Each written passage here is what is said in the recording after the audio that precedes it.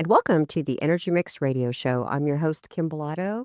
If you've been following our recent coverage, you know that Texas is sitting at the center of two major national energy developments. The first is the announcement that USA Rare Earth has finalized definitive agreements with the U.S. Department of Commerce, unlocking access to up to $1.6 billion to advance a fully domestic rare earth value chain. This is one of the largest federal commitments that we have seen towards reshoring critical minerals and reducing our dependence on China. And the second is our Shell Magazine feature on the surge of global capital flowing into Texas geothermal, positioning the state as a potential world leader in next-generation baseload energy. Investors from around the world are looking at Texas because of our drilling expertise, subsurface knowledge, and the oil field workforce, so they can scale geothermal faster than most anywhere else. These two developments, critical minerals and geothermal, are reshaping the conversation around U.S. energy security, and Texas is right in the middle of both. And that brings us to today's guest. Joining me is Texas Land Commissioner Dr. Dawn Buckingham. As Commissioner of Texas General Land Office, she oversees one of the largest public land and mineral portfolios in the United States. Her office plays a direct role in mineral leasing, energy production, coastal management, school funding, and long-term resource development. She's been a leading voice on strengthening Texas' position in energy innovation, from critical minerals to carbon management and emerging geothermal opportunities. She's featured prominently in conversations that we've been covering in Shell Magazine. Commissioner Buckingham, welcome back to the Energy Mixx Radio Show. Kym, it is great to be with you, and hello to all your listeners. You know, you are one of the busiest commissioners that I see. And the crazy thing, Commissioner Buckingham, is you get it all done and you still look like amazing. Every hair is in place. You're always dressed to the nines.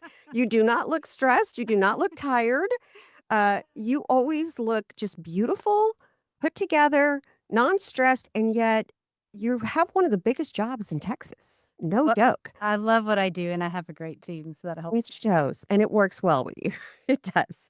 I want to give our listeners a little bit of information and background on you, if you don't mind, because, you know, I've said often, when I think about you, how I describe you is the woman that I think I've always wanted to be, because you've just accomplished so much in your life, you know, and you kind of resemble the all-around woman to me. You're not only attractive and beautiful, and that's not the first thing, but you know, when you carry the world or the state of Texas on your back, most people are not expecting you to look the way you look. You are very attractive, vivacious, spunky woman, and yet you have so much responsibility.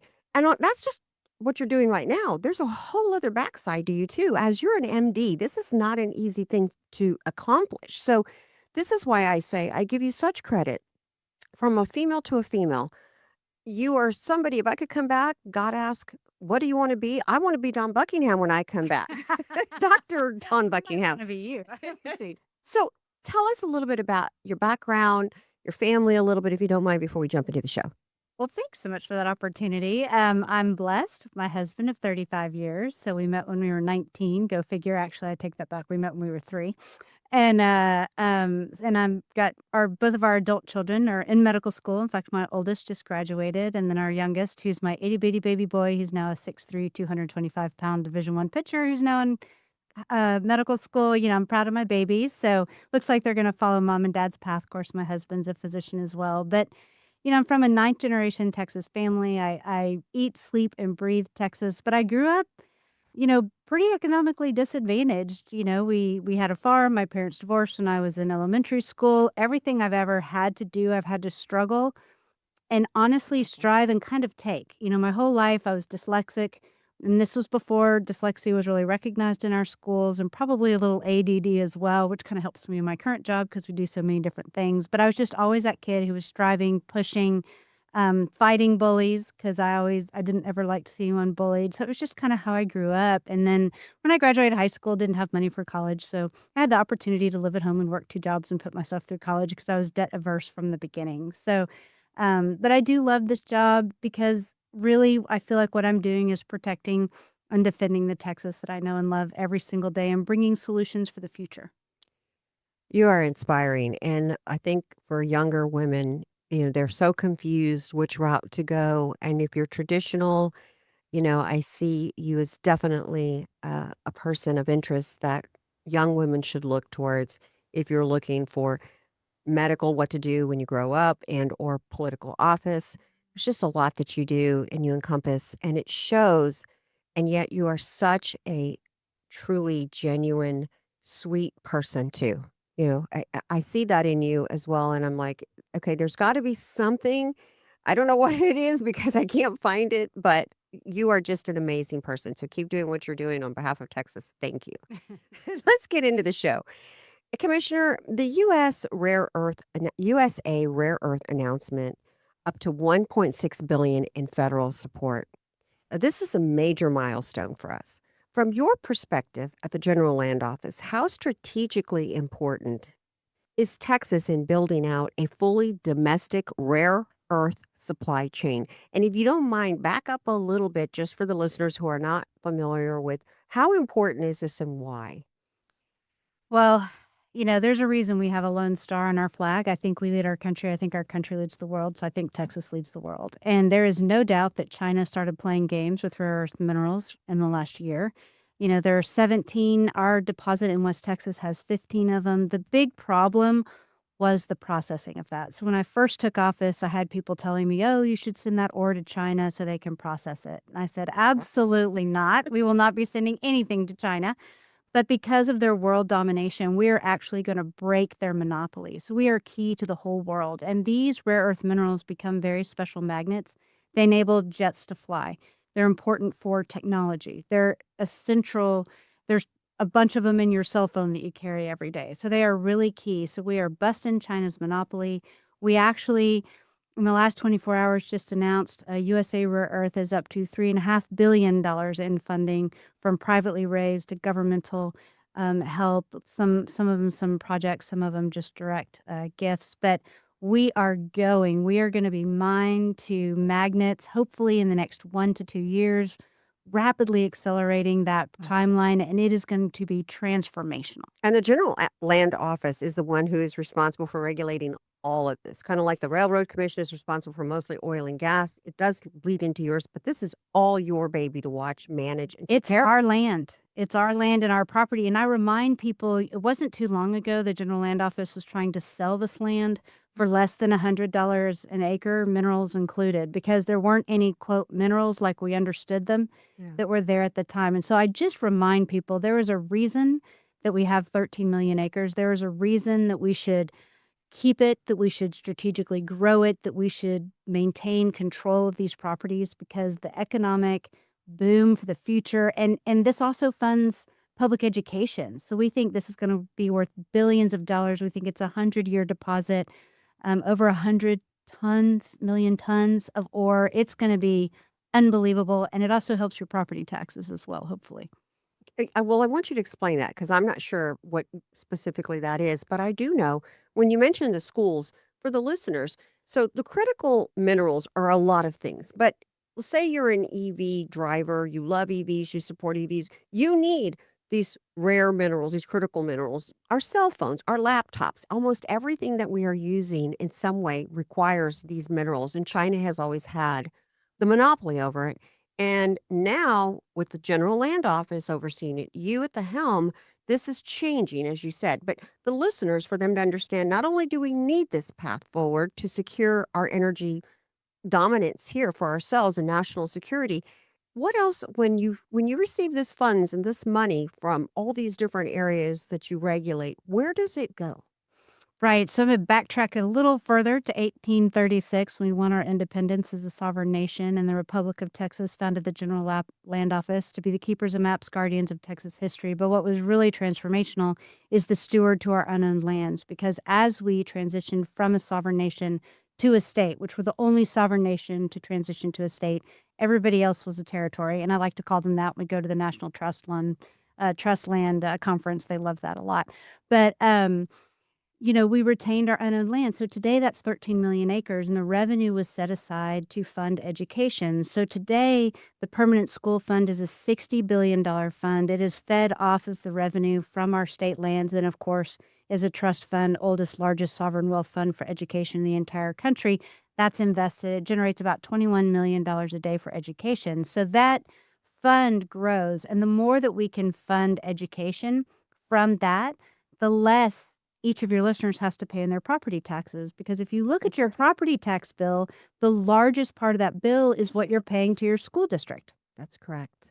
So the more we can fund it off of revenue that the state is generating in this trust fund, hopefully the lower our property taxes will be. And I think we can all agree that would be a good thing.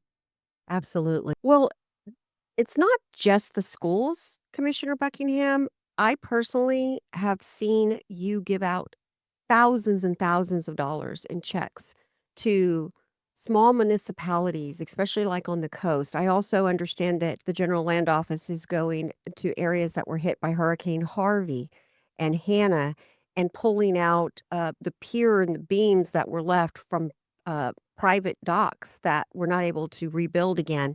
You guys have set aside money from receiving this money from these taxes that are being raised to also help the community beyond the school. So y'all just are responsible for doing so much. You collect money, but I see the agency giving back, unlike I've not ever seen the General Land Office give back before. I want to get back on that topic when we get back from break. However, I want to stay on topic with the critical rare minerals as well as geothermal. You're listening to the Energy Mixx Radio Show, and we'll be right back. And we're back. You're listening to the Energy Mixx Radio Show. My guest today is Dr. Don Buckingham, who is the Commissioner for the General Land Office. Commissioner, before the break, I had a moment of just like trying to help the listeners understand just how much your agency is doing for the citizens of Texas. It's amazing. And not only are you collecting these taxes, but you're also giving them back. So quickly, you were giving out hundreds of thousands of dollars to rural municipalities in different areas. What were those checks for? And then what are you working on when we talk about the coastal Bend area, the hardest hit areas for Hurricane Hannah and Harvey? You're helping those residents as well. Can you explain? We are, because one of our charges is to do the major disaster recovery for the entire state. So literally it's in the billions of dollars. And we're talking about wastewater treatment plants, flood mitigation projects, emergency call centers. And so that's where you see us all around the state coming and making an impact to these local communities. We also do everything coast. We do beach renourishment. We're in the middle of the largest beach renourishment, I believe, in the continental United States right now. We do habitat restoration. We're working on artificial reefing. We do a lot of cleanup. We clean up all the oil spills that happen. In fact, our team responded to 700 oil spills all up and down the coast last year alone. So we are going, blowing, doing amazing things. We also do this little thing called the Alamo. And we also have a bunch of veteran benefits. So for our veterans out there, we have a mortgage lending program. We've put over 6,000 veteran families in the home of their choice in the last 3 years. We also run 10 veterans nursing homes across the state and 5 veterans cemeteries. So we are busy. I like to say the General Land Office is the agency that we roll our sleeves up every day and we touch your life in a positive way. And most people have no idea that we exist. That's all. I'll say again to the listener, you can't see Commissioner Buckingham, but trust me, she looks like she has slept 12 hours, precious looking, but she gets so much done in the course of a day. Why were you giving out checks to South Texas? What I saw, there were thousands of dollars going to all the different little towns, and you are now also talk to us about the money that you gave to the area like Rockport that got hard hit from Hurricane Harvey and Hannah. So our monies go to a lot of different things. Sometimes it's rebuilding homes for families who've lost their homes and can't rebuild it on their own. Sometimes it's providing workforce housing to the community. Again, flood mitigation is incredibly expensive, but incredibly important. And so we do a ton of flood mitigation projects all over the state. And so that component of disaster recovery, and then the component of really being responsible, the steward for the coast. We do so many things, and it's really fun. I get to learn about so many things. We help release baby turtles into the ocean. We help communities not flood. For the safety and health of our bays, wastewater is that shit matters. So I'm teasing, but you have to cuss a little bit every once in a while. But being sure that our water's clean, being sure that our habitats are fresh, being sure that if we do have an oil spill, we're on top of it. I mean, I like to brag on my oil spill team. It was about a year and a half ago where a barge hit a bridge in Galveston. It was the day before those big linear windstorms where the glass was blown out of the downtown Houston Oh, yes. buildings. Yes. And it was tens of thousands of gallons of oil that my team had contained within an hour, and they held that oil in place through those linear windstorms. And so the head of the Coast Guard came down, and we were on a boat. We're looking at everything, and he said, "Dawn, I have to brag on you. Anywhere else in the United States, this would have been a major disaster. But because it happened in Texas and because of your oil spill division, it was contained with minimal to no impact. I mean, I think we lost one bird. So the windmills kill way more than that. Oh, So, absolutely. but it's just fun because we have timberlands in East Texas. I mean, literally, we're all over the state, and I love traveling. I love meeting everybody, and I love helping communities grow they want to grow. Well, I want to say that, I have a home that's on the water in Copano Bay, and we got hit by Hurricane Harvey and Hannah back to back within, 3 years. And a lot of people were really hurting. A lot of people don't realize that the bulkheads and the private piers, you cannot insure them. They're on you. So there's still a lot of piers that have not been rebuilt, and they are not going to be. And you guys regulate that because y'all regulate from where the land begins, 10 miles out, and then it's considered ocean. Mhm. So there's not really anyone, a homeowners association or anything, that can force them to pull those piers out, and they're just standing there. So they're, I guess, bird perches now, maybe. But to understand that you all have also given money to go and help the residents pull those out, and I'm actually taking advantage of it. I'm letting you all pull it out for free because I have to raise my pier. So instead of having to incur that cost, I'm allowing you guys to do it in a way that helps me. So I do have enough money now to rebuild my pier. But those are the kind of things that I think that we should understand that the General Land Office, under your supervision, are doing now, because I cannot remember, like I have said before, any other General Land Office commissioner giving back so much to the state of Texas. And that's just one small thing. The checks that you give out to these small towns and communities to help them are also needed. So I say thank you. Well, let's get back into the show. The GLO manages millions of acres tied to mineral rights, as you mentioned earlier. How is Texas preparing its state lands to support expanding critical mineral extraction and processing now the federal capital that is now flowing into this sector? Well, I tell you what, we're doing everything possible. We're acquiring property, we're securing right of ways, we're being sure that we've got the right groundwater, we're bringing solutions on produced water. We're looking at energy generation. We're looking at building the communities where these mines are, because there currently aren't communities. Where this mine is in Hudspeth County, they don't even have a grocery store in the entire county, much less a doctor's office, much less anything else. And so we're talking about bringing and building a community, which is another thing we do. We build master plan communities all over the state as well. And so workforce housing is a big part of we're partnering with our universities to bring mining expertise back into their curriculums, because one, it's pretty new, and two, it's especially for Texas. And so we want our education to be right. We want our workers to have a place to live. We've got to be sure we've got good roads, good power, good water, all of those things that really everybody needs to thrive, but the mines need them too. Well, I just have to say before we go to break, I've heard this story before in the Permian Basin with their strategic partnership that they have in place. And it was actually the operators that came, gave a lot of money, created an association to put all this together. And they're accomplishing it. But it took probably about 50 people altogether. And I sit here and I look at you, one person with as an agency. So I know you have staff and team, but we're talking about a lot of expertise in a lot of different areas. It's extremely complicated. It's a job in itself. And as I said, this is just one thing that you're doing along with all these other things that we're doing. And by the end of the show, I think the listener will understand just how responsible of a commissioner you are to the residents of Texas, to understand just how much you're getting accomplished and in what periods of time. Let's take a quick break. When we return, I'm going to talk about our reducing our dependency on China. You're listening to the Energy Mixx Radio Show. We'll be right back.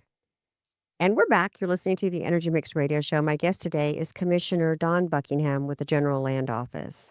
Commissioner Buckingham, the USA Rare Earth Agreement specifically highlighted reducing U.S. reliance on China.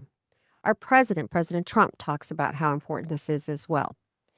What role do you see Texas playing in breaking that dependency, and what tools does the General Land Office have to accelerate that shift?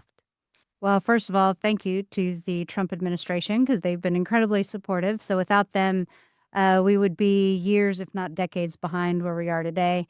Barbara Humpton, who's the CEO of USA Rare Earth, is a rock star. You talk about an amazing lady who is fully capable. She is awesome. So that having her at the helm was critical. But the General Land Office is key. Texas is key. One, we have the deposit. It's probably the richest deposit outside of China in the entire world. Wow. Two, we have the drive. We have the force. We're going to be sneak peek. We're going to be launching some initiatives. It's nothing super new, but it's just a refocusing of we just don't want energy independence. We want mineral independence. We want manufacturing independence, and we want agricultural food growing independence. And the General Land Office has a hand in all of that. And all of that is interrelated. You need the education. You need the financial infrastructure, you need communities, you need water, you need power generation for these mines to thrive. And we are so excited about the mine to mineral. We think we're really going to be there in the next 1 to 2 years. And it's going to be transformational, not just for Texas, but for the whole world. And then you get the added caveat that it's funding education. It's helping with your property taxes potentially on top of everything else it's doing. So I think we're key. We are strategically looking at other properties that we need to acquire. We're doing mineral surveys. We're going to be a part of everything we can be to be sure that this is full steam ahead. And the General Land Office, the whole entire agency, are these experts? Are they employed? Do you all reach out and partner, hire? How does it work? Because I just see so many moving parts with you. It's hard for me to wrap my head around, and I'm very familiar with the GLO. It's hard to understand. You do so much. Where are all these experts around you that get all this work done? Y'all are like Santa Claus and all the little elves. Well, I'm blessed with a team of 800. They're amazing. And obviously in oil and gas, we're very experienced. We've been the largest mineral owner in the state for a very long time. So we've been setting the pace there for a long time. But then sometimes we get out of that box and we set the pace for the whole world. So carbon pore space sequestration, we did a over 100,000 acre lease. We were the first ones to really get out there in the world stage and do that. And it allowed our companies to be carbon neutral enough so that they could go compete in Europe and all that, even though those standards aren't here. So whatever you think about that. But sometimes we just, sometimes it's tradition and sometimes we have the expertise. And then basically, sometimes we're just entrepreneurs. We just see that blue sky, that void, and we go out and we fill that because it's within our purview. I love being the executive branch because the legislature sets our rails, and then within our rails, we just go. So when it has to do with land, when it has to do with oil and gas, when it has to do with standing up and fighting a bad administration like we did under Biden. I tease the attorney general. He gets credit for suing the Biden administration so much, but we're the plaintiff withstanding when it comes to all the endangered species. We were the ones that broke Biden's ban on liquefied natural gas exports. So, we're in there. We're in the fight. We're in the trench. We're defending the industry. We're looking at new technologies, and we're seeing what is Texas going to need 50, 100 years out, and how can we be a part of fixing those problems. That is amazing. We're going to get ready to go to break, but you mentioned earlier 1 to 2 years. Is this more or less your belief projection time window that we'll start really seeing movement operational is a year to 2 years from now? Yes, That's fast. it's fast, but that's what $3.5 billion will do. And so we're able to the infrastructure was starting to be built. It's the manufacturing that's hard because it does create a Superfund site. But we're doing ingenious things like going back to old Superfund sites because a lot of what everybody buried and what they thought was a problem, those are rare earth minerals. So we can pull that out and actually help clean up a Superfund site. But we're just getting the processing right and then getting the magnet manufacturing right, which is hopefully going to be in Fort Worth. So Texas will be a big part of those magnets too. And it's just an exciting time. I would think so, but I can't wrap my head around 1 to 2 years and it's fully operational. I mean, I get the amount of money. We're talking about a site running 24/7, 365 days out of the year to bring this to fruition within 1 or 2 years. But that's how important this is as well, in my opinion, especially looking at who knows what happens the next election cycle. You know, who is the next president? Will we have problems again of trying to just obstruction, obstruction, obstruction? So I understand you need to move and you need to move like lightning speed to Hmm. make sure this happens. Jets can't fly without these minerals. Your phones won't work without these minerals. Absolutely. Everybody Medical get out of the treatments don't GLO's happen. way. Yep, 100%. Okay. Let's take a quick break. When we return, I want to get on geothermal because that's also exciting. You're listening to the Energy Mix Radio Show. We'll be right back. And we're back. You're listening to the Energy Mix Radio Show. My guest today is Commissioner Don Buckingham, the Commissioner of the General Land Office. Commissioner Buckingham, recently Shell Magazines released an article highlighting the surge of global capital into Texas on geothermal. Do you see geothermal as a natural extension of Texas in the oil and gas leadership, or is this going to be a new vertical that stands on its own? And for the listener that's not familiar with geothermal, this is what you regulate. Can you briefly tell us about geothermal first? Yes, and I would answer both to your questions. So it is a natural extension. When you look at the problem of orphan wells or abandoned wells, those potentially could be turned into geothermal production, power production. And basically, the idea behind geothermal, for anyone who doesn't know, is you put fluid down in the earth, you heat it up, and you come back and you create steam. So it's completely carbon neutral, it's completely clean, which is nice, although I don't really have any issues with the carbon thing, but that's other people's issue. But it's really a possibility. It looks like in Texas with the deep heat mapping for geothermal, West Texas and then along the coast seem to be the places where it's going to be most productive. And guess where all of our property is? It's in or not all, but most of our property is in West Texas and along the coast. So we really think this is going to be a huge value add. We also think it could turn what is potentially a problem, abandoned or orphaned wells, And that's a huge problem, into and a it's boon. very expensive Yes. for us to plug them. Please go on. Yes. So No. a boom. Into a boom. And so if you can take an abandoned or orphaned well, especially the ones that are 10,000 feet or deeper, and then all of a sudden you can turn that into geothermal power production, dispatchable energy on the grid, the CREZ lines, there's so many power transmission lines are right there. It's a game changer. So it's just why you have to look at, I never see a problem, I only see an opportunity. And so when I look at these things and I say, okay, what's our opportunity? How can we make lemonade out of lemons? How can we look and move ahead and see what we need? And so it's going to be part of our initiatives, being a real producer in the dispatchable energy drive that Texas needs, because we have so many people who move here every day. Our power needs are going through the roof. You know, you mentioned power needs, and it it's every day. There's somebody complaining or an article is being written on these data centers. There's massive growth, massive population is migrating here. And I think that it does keep some people up at night. If you're in the utility sector, if you are maybe the governor of Texas, I don't know, how do we keep the lights on and keep supporting all of this energy that's needed? Plus, there's world demand as well that's coming out of some of our ports and things like that. You have to have energy to supply the world on these supply chains as well. So to hear that there's also an opportunity through geothermal to expand and continue to grow, not just our traditional that everybody knows, oil and natural gas, and we've got, utilities. And this is actually another opportunity that no one is even talking about. I'm sure they've thought of it, but it really didn't materialize until recently that this might actually be an opportunity. Let's talk about private capital and long term value. Both articles point to private capital interests, meaning that minerals and geothermal are both on the radar here in Texas. But from your perspective, what conditions are necessary to ensure that investment creates long term value in Texas rather than another short cycle extraction? We're all familiar with the booms and the busts. So, how are we going to ensure through the GLO that this will be a long term type of uh, product versus a short extraction? I think that's a really good question, and if I had a crystal ball and I could answer that, I might be emperor of the world across the board. But the bottom, Empress. that's true, empress. The bottom line is Texas is growing. Texas is producing.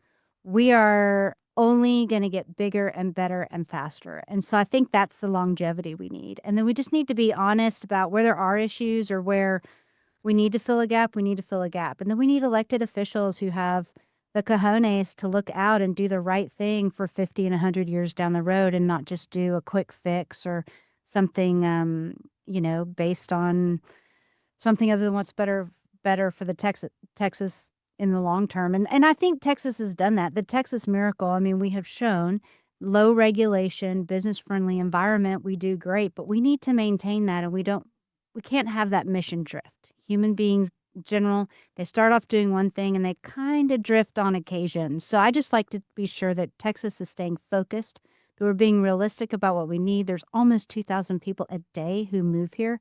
That stress on infrastructure and power is real, and water, by the way.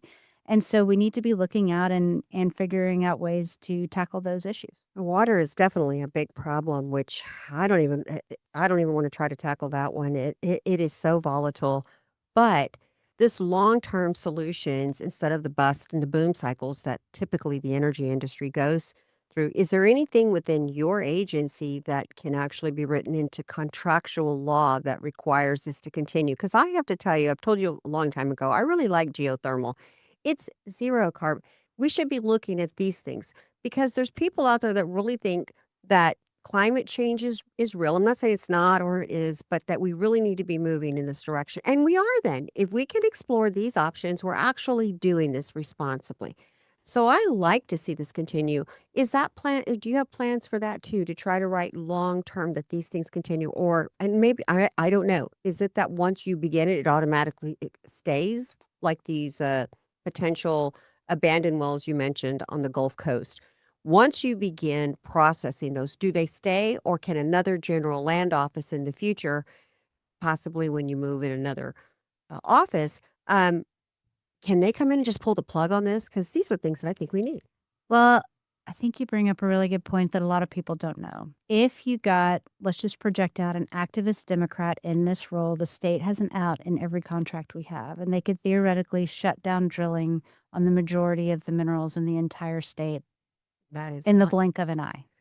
And so, yes, elections matter. They have consequences. Everybody needs to really pay attention, and especially the general land office. Nobody realizes who I am or what we do. And I'm like, guys, I need y'all to pay attention to this race because the activist Democrats are coming. They outspent me 5-1 last time. They spent $15 million trying to beat me in my first election. Of course, we're up for re-election, but you need good people in office. And then again, the market just needs to be free. You need a low regulatory environment with which these new industries, and I know geothermal is not new, but it is kind of having a resurgence. right. So new-ish. And you need to let them be free and you need to let them go and you need to find the right incentives, but you don't need to control the market. And that's a fine line. Yes. Let's take a quick break. You're listening to the Energy Mix Radio Show. We'll be right back. Okay. And we're back. You're listening to the Energy Mix Radio Show. My guest today is Commissioner Buckingham, Commissioner of the General Land Office. Commissioner Buckingham, the rare earth mineral processing and the geothermal development both require highly specialized technical labor. You mentioned earlier in the show that you're partnering with some universities. Outside of that, or maybe can you give us a little more detail of what you're working with in these universities? Because how is Texas preparing its workforce pipeline to meet the demands for these emerging sectors? Well, a big shout out to Texas Tech El Paso because they are leading the way, bringing mining, education, and expertise and to the school. So people will really be looking at that. And of course, that's in the part of the state where these mines are. So that's going to be a really good start. But I need the other universities to pay attention to that as well. So of course, we're doing everything we can to help. There's, you know her, Nikki at TCU. They have a whole energy segment to their students, and she's very forward-thinking and aggressive is not the right word, but I do a lot with her mentoring students. So whatever we can do to help that next generation realize that there is a future in this. And I joke because when I was in college, they were telling people oil and gas is done. This is They've been saying that. they've been saying that. It's I need pre-fracking. to know when they say that. What are we going to use? And that's what I tell these kids. I'm like, oil and gas is going to be here for another 100 years, and there is an amazing future in it.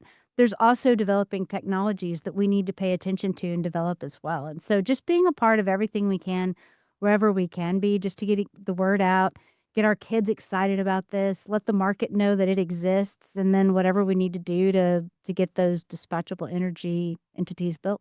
I'll tell you what, if we turned off their cell phones, if Mhm. people are already addicted, I'm positive, to GPT chat, Copilot, Gemini, you name it, turn it off for just 30 minutes and see if they're not begging oil and gas. Please turn back on. Please turn back on. Let's look at 10 to 20 years out. Pull out your crystal ball, Commissioner Buckingham. How do you define Texas' role in U.S. energy security when it is combined? Does it combine with the traditional oil and gas, and then critical mineral and geothermal are also under one big umbrella? Have we separated all these different things out because they're so different and unique? What I is your think they're thoughts? hand in hand. I think they're working together. I think it's like yin and yang. They're the same but different. Sometimes they're mirror images of each other. They look the same, but they're the opposite. And so I just think and then there's 20 years out, there are going to be technologies that we had no idea today even were a possibility. And Absolutely. so that innovation, I tease a little bit that we are literally on the precipice of an energy revolution, and fasten your seatbelts because here we go. The technologies are going to come quickly. The advances are going to come quickly. If you look at an industry that brings solutions, oil and gas, Always. they go in and fix the toughest problems. So they're going to continue to do that. They're going to continue to be the cornerstone of our energy production. But then there's going to be these other little side ones too that can be impactful as well. And so I just look ahead and let's see what's working well and let's pursue it. Absolutely. When I look, my son lives in Vegas, and that big conference that comes every year, CES, it's all the electronics and everything. And I'm just looking and saying, you all have no clue. None of that stuff would exist. Everything is starting from oil and gas. I don't care GPT chat. I don't care cell phones, Mm-hmm. the shoes you're wearing, the cars you're driving, EV batteries. I just can't understand those people that say we need to get away from this. And I'm like, well, where are you going to go on the planet? Because every country that is energy uh, deficient is also in poverty. Right. Period. It's Hands the down. difference between a first and third world country, access to Absolutely. inexpensive, available energy. That little drum roll, we have time to talk a little bit about my favorite topic, the Alamo. You are doing some amazing things along with, flying around Texas in your red cape Mhm. and changing the world and Texas for the better. You have also had a major accomplishments with the Alamo. First, tell us the problem. The Alamo's old. Well, let's be honest. The Shrine of Texas Liberty, known around the world, we're so proud of it. And yet, when we brought our guests and they stood on that busy street corner, and the wax museum was to your right, and your guests looked ahead and said, "Is that it?" And the average visit was 7 minutes. Huh. And yet, the story is known It around the was a great world. picture, but that was about it. That's about it. And so, what we're really doing for the first time since the battle is making a visit worthy of the significance of the events that happened there. So we've closed that busy street. We're going for a somber site of remembrance. The Wax Museum is now a 160,000 square foot museum, very battle centric. The Alamo itself, and this was one of the big fights that I had to lead, but it has structural integrity issues. So we're putting on a new roof. I want to warn everybody, we're going to have to put a little temporary protective structure, kind of like a barn, over it to get the old roof off, new roof on, so we don't have a big hailstorm or rainstorm that messes it up. That'll come down. It'll only temporary. But, that Alamo, we're going to be sure it stands for 500 more years. The museum's going to be amazing. We have a new children's education center that we just opened up, dedicated curriculum to teach our kids our loud and proud history. And here's my whole goal. The story of the Alamo is amazing. Every ethnicity is represented in the defenders. Every child, every person who visits the Alamo should see the defenders in themselves and realize whether they just got to Texas or whether their families fought and died in that battle. This is their story. We stand strong. We are independent. We will do everything for our values, our family, our country, and our state. And we're going to continue to do it because that's our heritage. And we stand on the giants that came before us, and we have to do better because they did. And that's my Absolutely. challenge. Well, the pavilion that you purchased, the wax museum that was across, that was Ripley's Believe It or Not. It really had no significance to the beautiful Alamo right across the street. So tell me that you've turned it into a facility that now I think I understood you saying the last time you spoke to me about it that the children from across in San Antonio, maybe even a little further, can take school buses in and learn about the Alamo and actually take a field trip there to learn all about it. You tell us about Phil Collins, Yes, what he did for he did. So Phil Collins had a special attachment and to yes, talk Alamo. about the singer. Phil Yes, Collins. we are. First time he visited from the UK, he felt like maybe he was a reincarnated defender. That's what I'm told. And he amassed really the largest collection in the world. And then as he is not doing too well health wise, and you can't just put that stuff in a garage. And so he said, you know what? I want to be sure this collection's taken care of, and I will give it to you all. Alamo at the time, the daughters, but you're going to have to build a display center to put it in. And so the collection center opened up several years ago. It has his collection in it now. The museum we're building is 160,000 square feet. It's absolutely battle centric, but to understand the battle, you have to understand the context. Why did the Native Americans settle there in the first place? The mission era, That because is of course the amazing. Alamo's a mission, all the way through to how the battle continues to affect pop culture today. In the middle of that is an immersive 4D theater where you're going to feel those cannonballs hit and you're going to smell that gunpowder and smoke. And you're going to be standing in the center of the fort, watching the battle and understanding exactly how it unfolded. It's going to be amazing. You're going to be able to spend days. Actually, we have 5 different tracks right now. If you want to focus on women in the battle, you can. If you want to focus on the guns and knives that they used, you can. If you want to, I mean, just so many. It's just amazing with virtual technology what we can do now. And so, really, we took a 7-minute visit, and now you're going to be able to spend days when it's all done. It's still going to be several years until it's done, but come now, and then come back in a few years because it really is amazing. So you can see the difference. Commissioner Buckingham, thank you for joining us and for the work that you're doing on behalf of Texas.